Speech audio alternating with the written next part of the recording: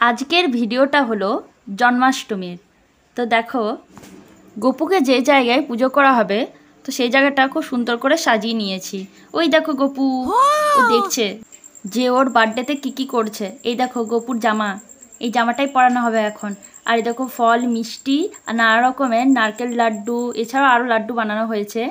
তারপর পিঠে না ফুলুরি, তালের সব অনেক কিছু জিনিস বানানো হয়েছে। প্রায় সব সাজানো হয়ে গেছে, এবার ওকে স্নান করানো হবে, সেটারই অপেক্ষা করছি। এরপর ওকে স্নান করানো হচ্ছে। আজকেও মজা করে চান করবে, মানে অন্যদিনও করে কিন্তু আজকে ওর জন্মদিনে চান করবে। মানে বাচ্চা ছেলে তো, নাহলে ঠান্ডা লেগে যেতে পারে। কাঁদিস না তুই, তোর ঠান্ডা লাগবে না।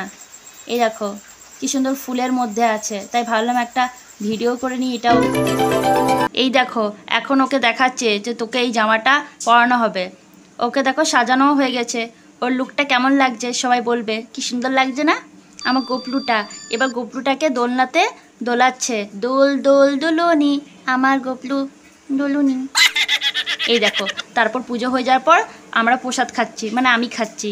এটা হলো সন্ধ্যের পুজোর সময় ওকে সাজিয়েছি, খুব সুন্দর লাগছে। আর এরপর ওকে খাওয়ানোও হচ্ছে। এরকম করে আজকের দিনটা চলে গেল। আবার পরের বছর ওর বার্থডে আবার পালন হবে। গপলু সোনা আমার। এই দেখো পুজো।